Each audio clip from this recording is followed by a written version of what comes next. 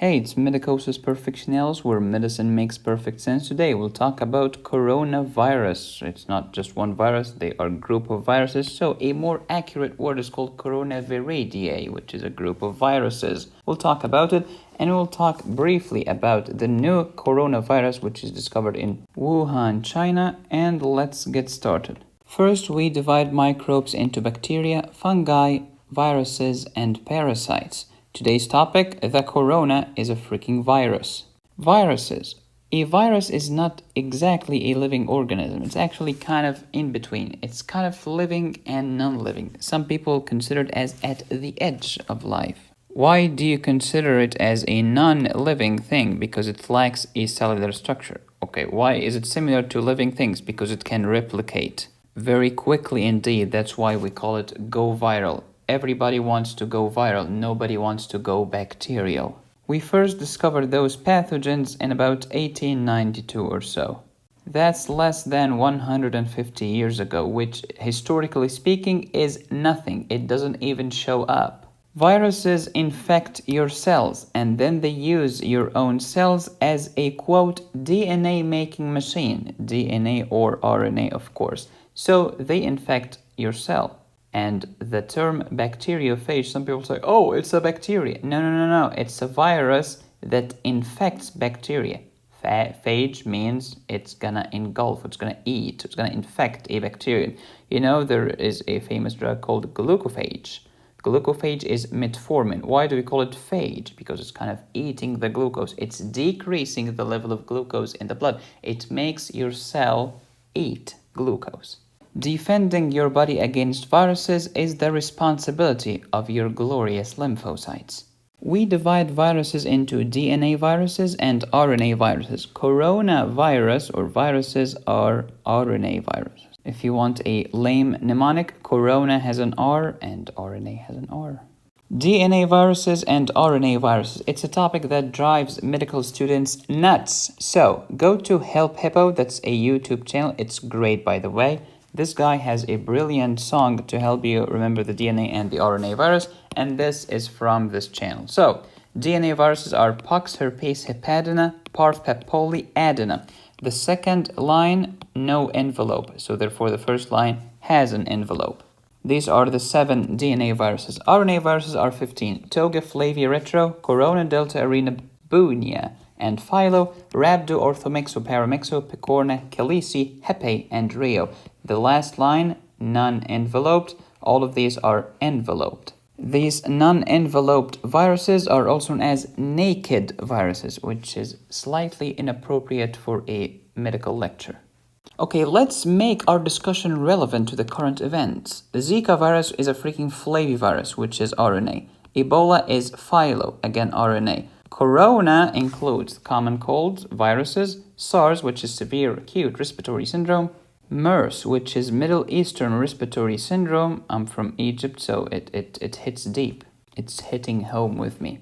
And the late 2019 coronavirus discovered in Wuhan. N for novel, which is because it's new, nouvelle in French. Coronaviridae. Viridae is the plural of virus. It's an RNA virus, as you know. Here is the RNA. Positive sense. Yeah, in fact, all of the RNA viruses are positive except the red ones. So except for these 7. So Delta is negative, Arena negative, Bunia negative, and Philo is negative, Rhabdo is negative, Orthomexo is negative, Paramexo is negative.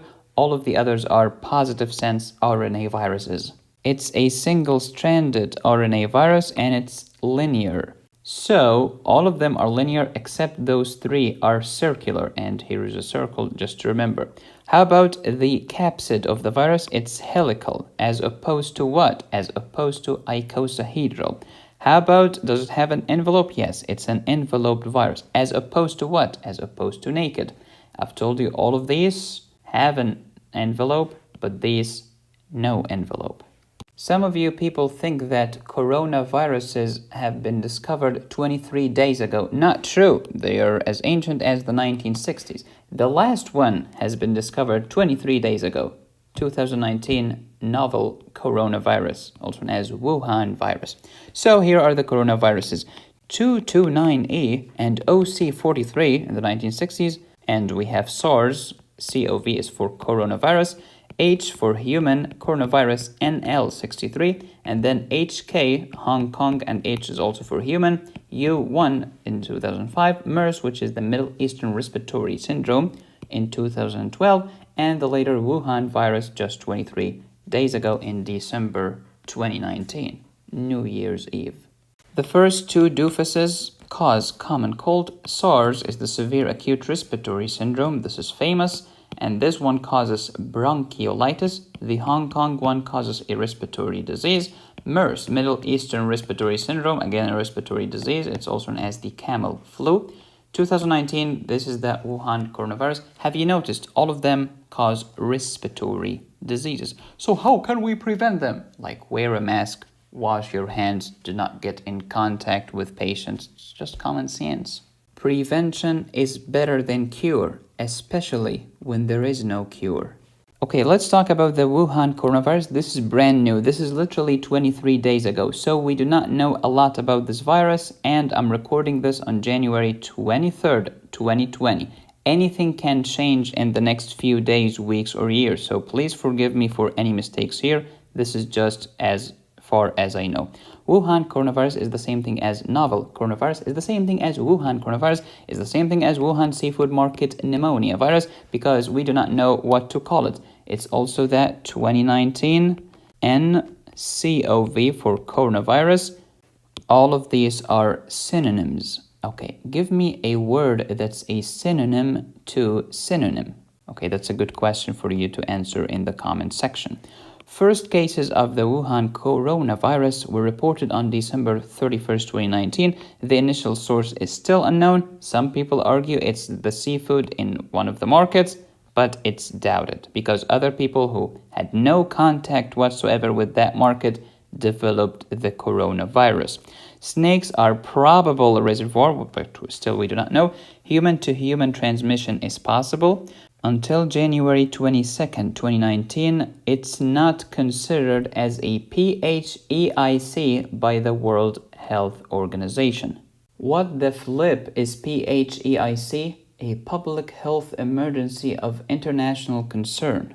So in other words, it's considered an emergency in China, but not worldwide yet. Look, folks, newspapers love hysteria, epidemics, outbreaks, all of this because they get to sell more newspapers and they get you to click more on their articles. So, but just to put things into perspective, the number of deaths from various causes from 29th of December to the 23rd of January, not 29th, it's actually like, let's say, 31st or something. It doesn't matter that much.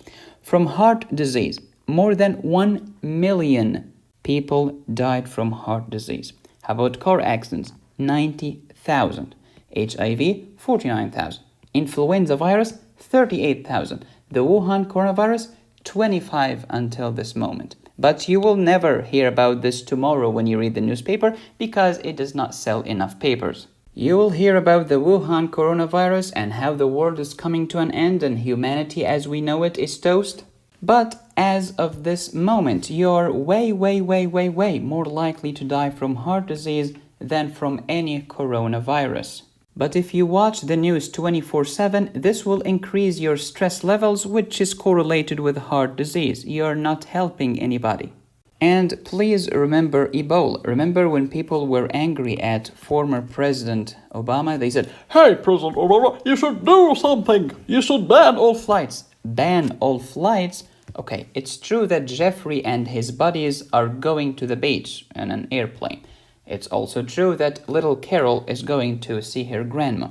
But it's also true that there is a neurosurgeon who's flying to save about 3 to 4 kids' lives. There is also a psychiatrist who is going to talk to some patients who are suicidal. When you ban all flights, you might do more harm than good. But aren't you aware, Medico, that China has closed down some transport? Yeah, I know it happened in some cities, not the entire country. First, we do not know yet. It might be a good idea, it might be a bad idea. It might be a good idea for China, but a bad idea for another country. I don't know, I'm not an expert on these issues. So please take my words with a grain of salt. If you have any symptoms, please talk to your doctor. And as I say, one disclaimer a day keeps the lawyer at bay. Here's a great quote from the genius Dr. Thomas Sowell. There are no solutions in life, only trade-offs. Everything will have some desired effects and some side effects. And here are some great words from the insufferable Z-Dog MD. I'm kidding, he's a great person. While Ebola's bad, let's not forget the score. C. diff, staph, and flu already kill way more. So instead of Ebola, you can say, while Corona's bad, let's not forget the score. C. diff, staph, and flu already kill way more. Okay, medicosis, so what's your prediction about the Wuhan virus? It's difficult to make predictions, especially about the future. Let's see what happened when some people made some smart predictions. I will take even money that England will not exist in the year 2000. We are in 2020 and right now people in England are watching this video. He is a professor at Stanford, which tells you something. He is also the author of the famous book, The Population Bomb, which has lots of false predictions. Here is another wrong prediction by another Paul. By 2005 or so, it will be clear that the internet's impact on the economy has been no greater than the fax machines. But he was awarded the Nobel Prize in Economics, which tells you something. Okay, you're not funny, medicosis. Please tell us, what can we do? You take control of that which you can control. If someone came to me and asked, give me just one health advice that will have the greatest impact on the average person, the answer is wash your hands. So here is what you can do according to the World Health Organization. Wash your hands, cover your mouth while coughing or sneezing because it's disgusting. Stop it, people. Avoid close contact with patients. Seek medical care if you have noticed any symptoms. Avoid direct contact with live animals. Avoid consumption of raw or undercooked animal products. I know that the rare steaks looks pink and amazing, but it's not safe, man. Also, please remember that risk equal hazard times probability. And while this coronavirus seems relatively hazardous, with a case fatality rate of about 3 to 4%, the probability of you developing this infection is extremely rare until this moment.